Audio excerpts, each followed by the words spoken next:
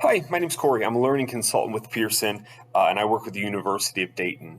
I've created a video for the Physics 206 students to help take advantage of some of the features that are in Mastering Physics. The first thing we're going to talk about is the homework assignments, which is what we're looking at here. And then I'm going to take a look at the study area. I'll take a look over here at these dynamic study modules, which can be used in conjunction with the EText.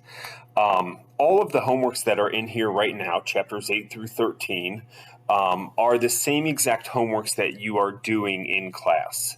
The homeworks in class are still due to your instructor, but I offer to load them in here so that you can take advantage of the feedback, the hints, and then the answer feedback as well through mastering.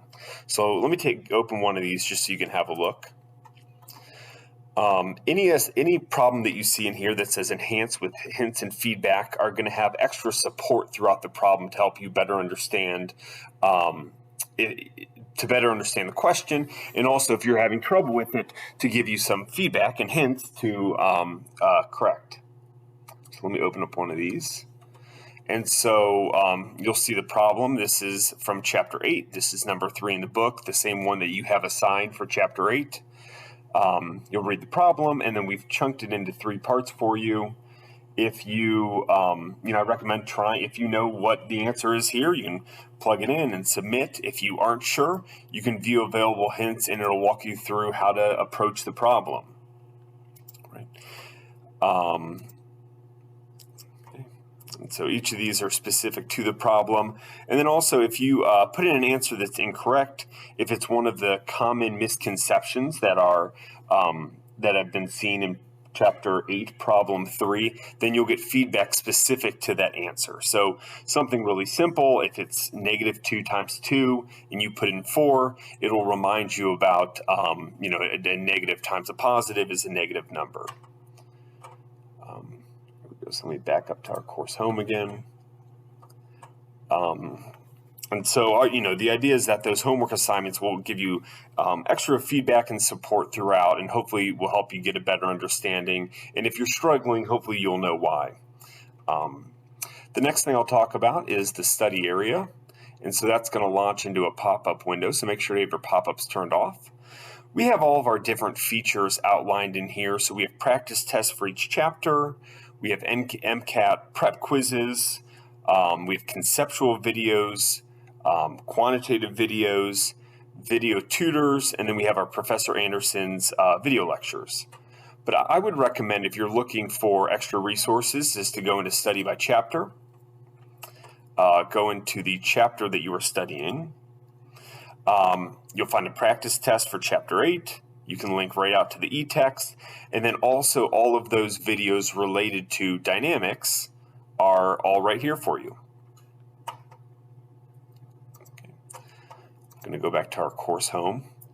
I'll get to the EText here in a moment, but one thing that you can do if you're struggling with some of the content that you're reading in the book is you can try our dynamic study modules. These, I'll open one up and run through it really quickly, but these really look a lot like a reading quiz, but there's going to be content in here to help you better understand. And let me show you what I mean. So we'll open up Newton's laws. We'll do the first and second law. And so, like I mentioned, looks just like a reading quiz. You can put your answers in. Obviously you're going to probably do better than me. Do your best.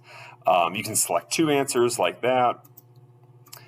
But what's going to differ here between this and like a reading quiz that you're more used to seeing is that once we've gotten to the 8th question, and then again the 16th question, 24th question, etc., you're going to have an option to go back and review the ones that you missed. So ideally, you will have only missed none, maybe, or maybe 1 or 2. And so when you've gotten to that 8th question, you're going to hit learn instead of going to the next question.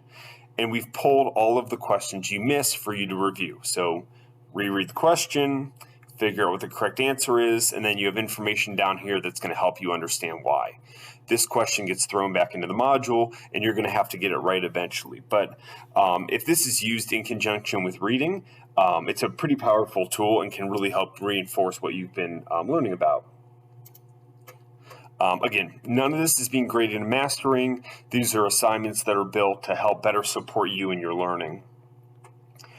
And the last thing I'm going to show here is the EText. We do have the app here if you want to download it, totally free.